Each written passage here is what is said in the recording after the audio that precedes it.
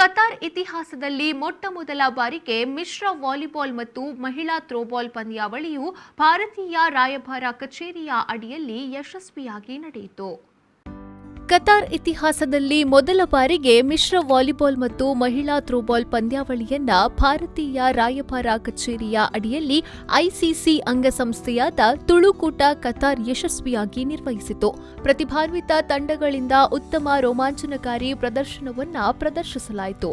ಈ ಎಲ್ಲ ರೋಚಕ ಪಂದ್ಯಗಳ ಮೂಲಕ ಪ್ರೇಕ್ಷಕರನ್ನ ಆಕರ್ಷಿತಗೊಳಿಸಿದ್ದು ದೋಹಾದ ಕೇಂಬ್ರಿಡ್ಜ್ ಶಾಲಾ ಮೈದಾನ.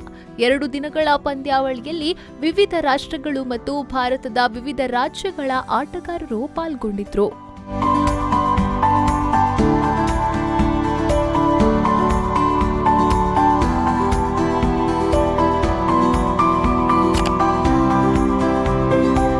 ಮಹಿಳಾ ಥ್ರೋಬಾಲ್ನಲ್ಲಿ ತುಳುಕೂಟ ಕತಾರ್ ವಿನ್ನರ್ ಮತ್ತು ರನ್ನರ್ ಅಪ್ ಟ್ರೋಫಿ ಎರಡನ್ನೂ ಗೆದ್ದುಕೊಂಡಿತು.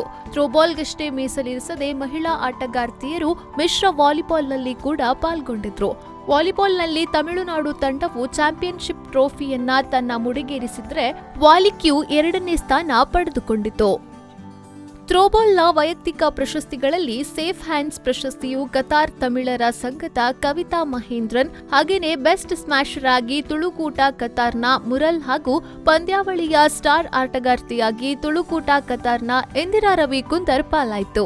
ವಾಲಿಬಾಲ್ನಲ್ಲಿ ಬೆಸ್ಟ್ ಪಾಸರ್ ಟೀಮ್ ತಮಿಳುನಾಡಿನ ಅಜಿತ್, ಬೆಸ್ಟ್ ಸ್ಮ್ಯಾಶರ್ ವಾಲಿಕ್ಯೂನ ಮೊಹಮ್ಮದ್, ಪಂದ್ಯಾವಳಿಯ ಸ್ಟಾರ್ ಆಟಗಾರ ಟೀಮ್ ತಮಿಳುನಾಡು ತಂಡದ ಹಕೀಂ ಪಾಲಾದ್ರೆ ಪಂದ್ಯಾವಳಿಯ ಸ್ಟಾರ್ ಆಟಗಾರ್ತಿ ಪ್ರಶಸ್ತಿಯನ್ನ ಟೀಮ್ ಟಾಪ್ ನೋಚ್ನ ಎಮ್ಮಾ ಪಡೆದುಕೊಂಡ್ರು.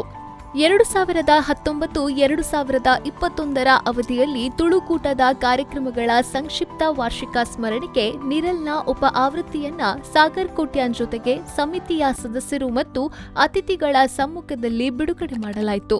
ಸಂಜೆಯ ಮುಖ್ಯ ಅತಿಥಿಯಾಗಿ ಕ್ರೀಡಾ ಉತ್ಸಾಹಿ ಕತಾರ್ನ ಪ್ರಥಮ ಮಹಿಳಾ ಕುದುರೆ ಸವಾರಿ ರೀಮ್ ಅಲ್ ಕತಾರ್ ಹಾಗೂ ಈ ಕ್ರೀಡಾ ಕಾರ್ಯಕ್ರಮದ ಪ್ರಾಯೋಜಕರು ಕೂಡ ಉಪಸ್ಥಿತರಿದ್ದರು.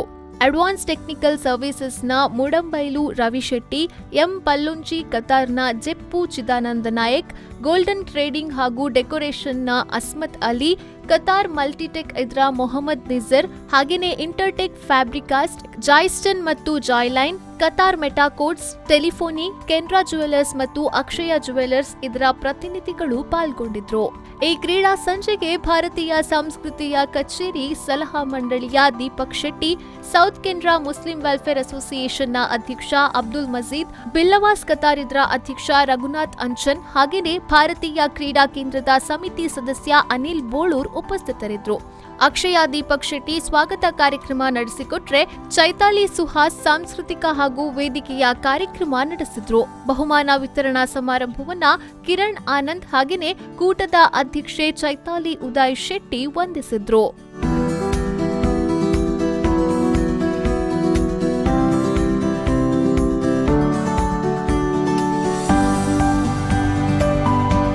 Nitesh Doddanagudde, V4 news, Doha, Qatar.